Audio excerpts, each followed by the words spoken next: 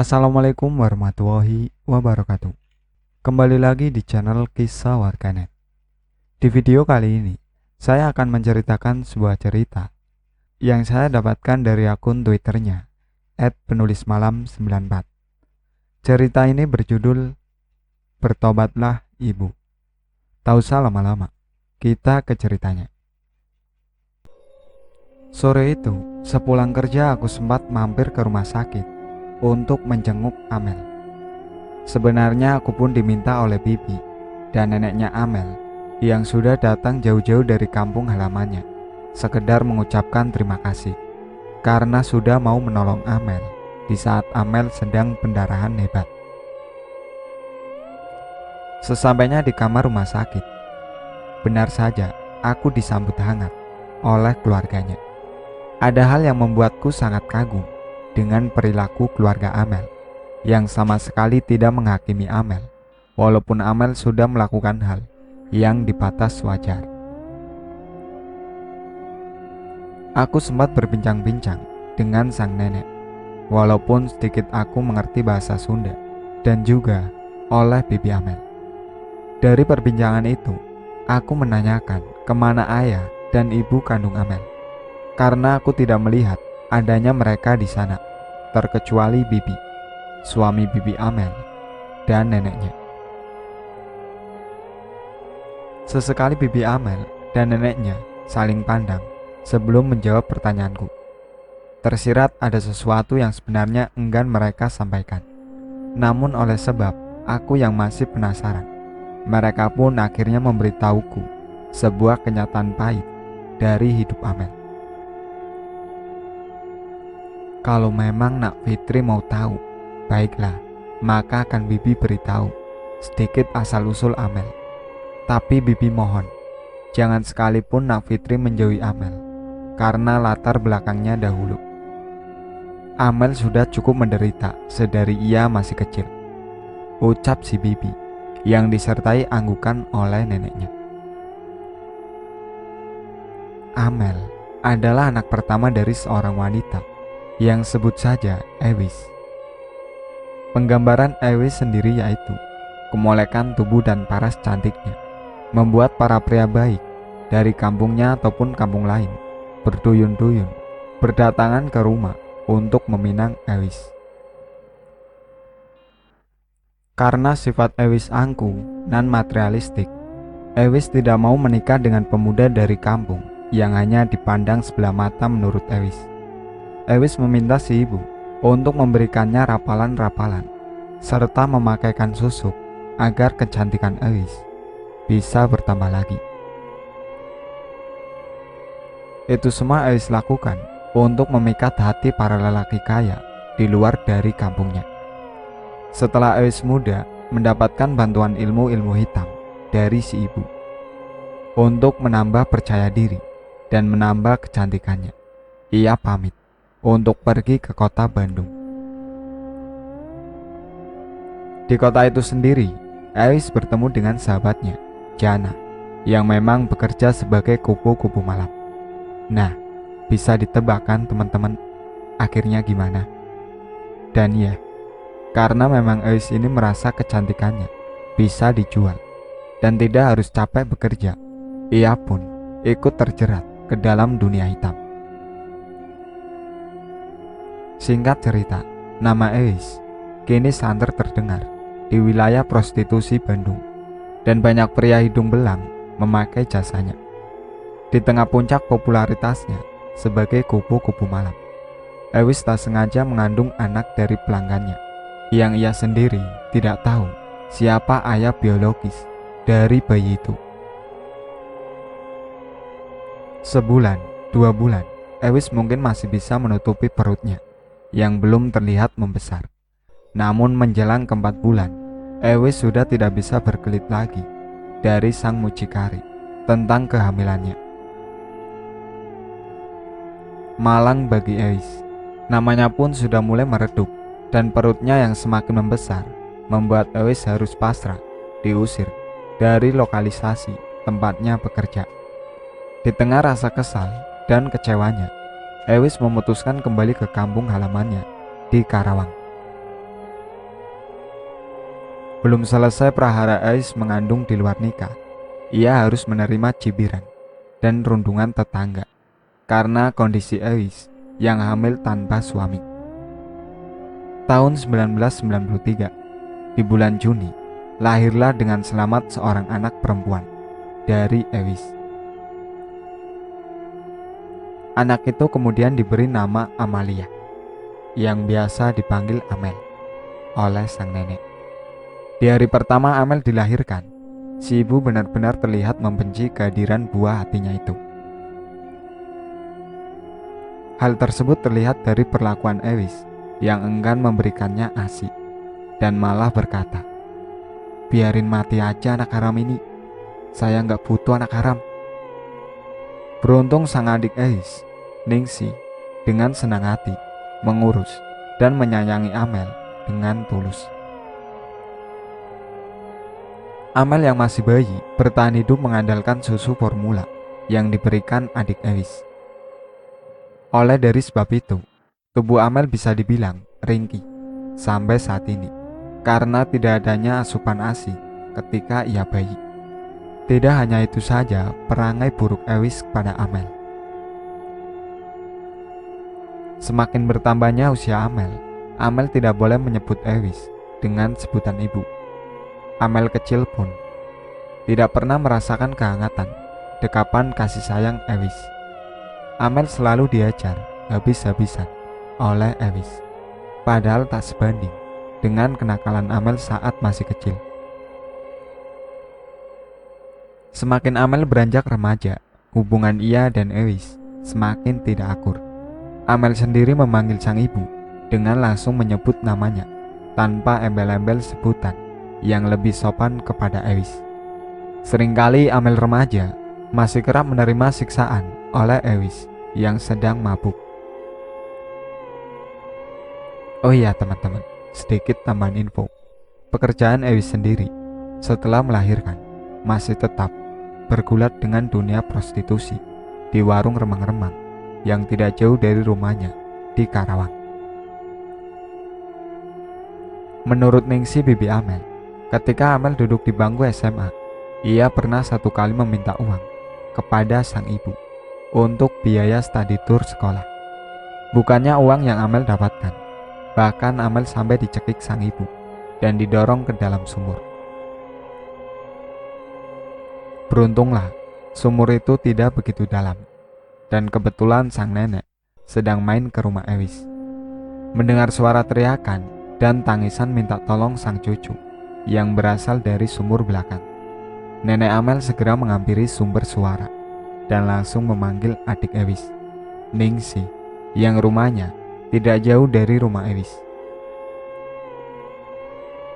Dari semenjak saat itu, Amel memutuskan untuk tinggal di rumah bibinya dan tidak mau lagi menginjakan kaki di rumah Ewis.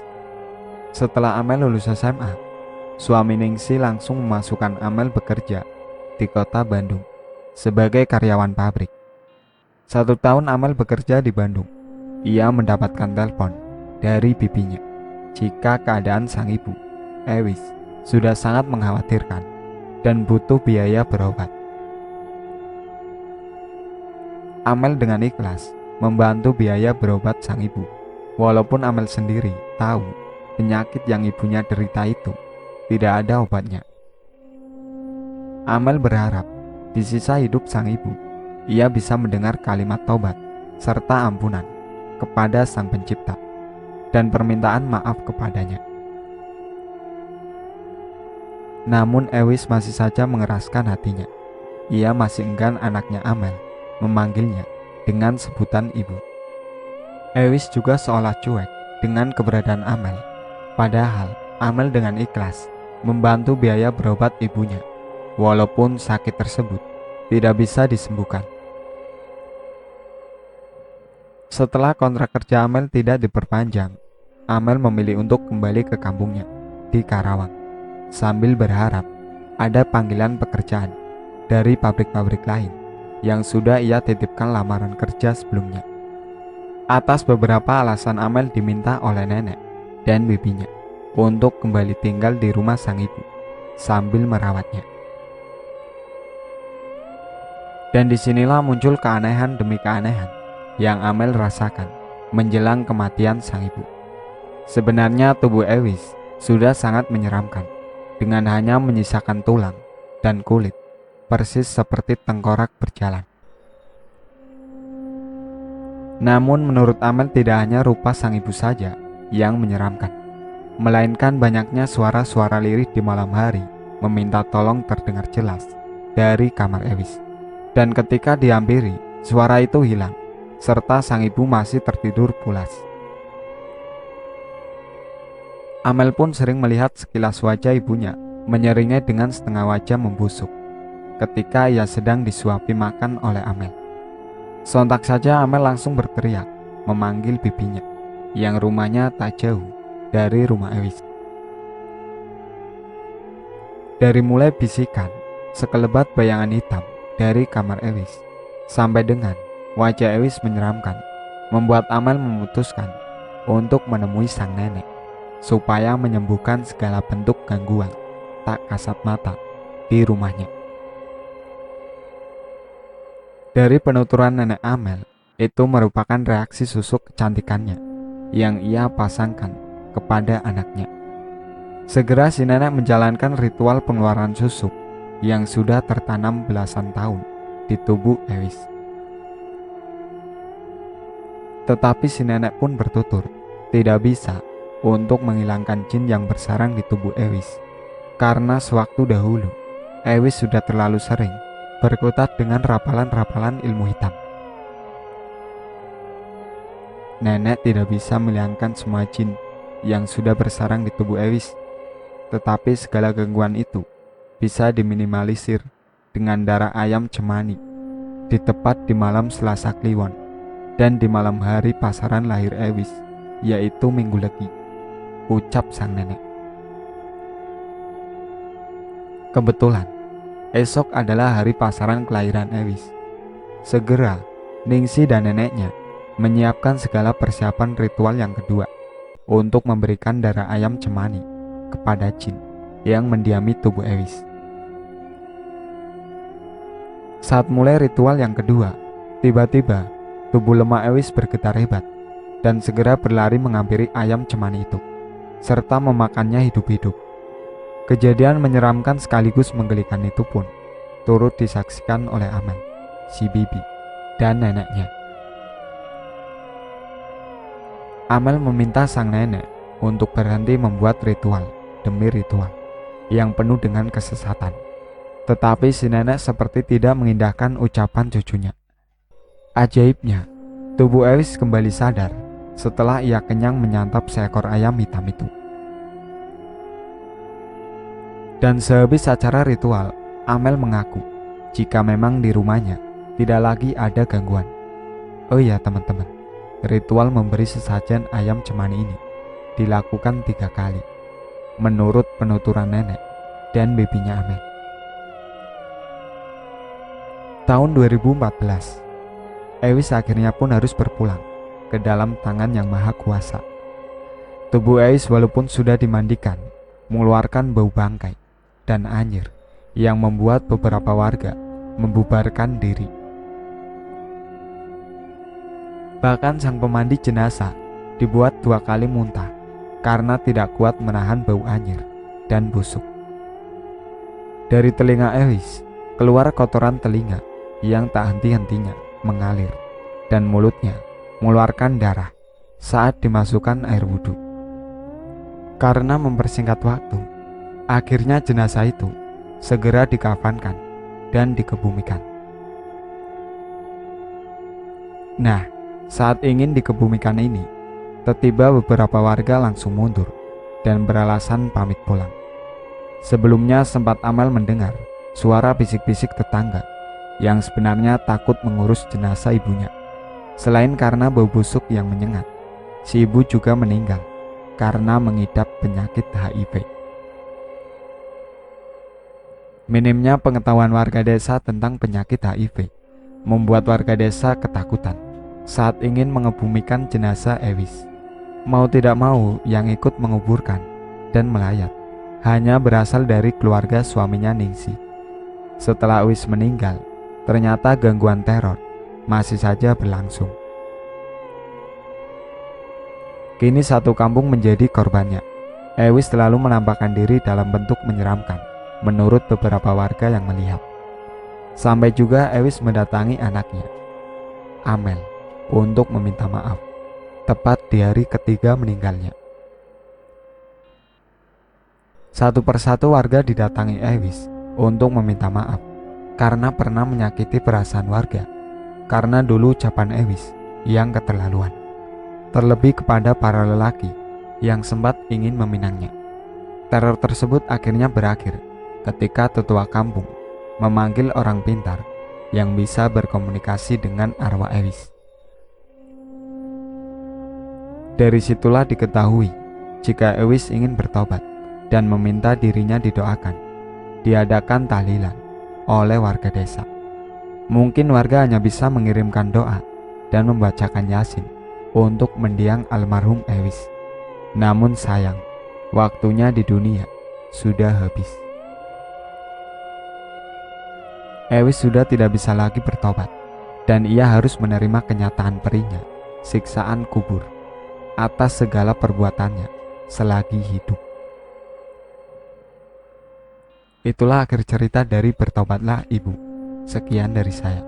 Wassalamualaikum warahmatullahi wabarakatuh.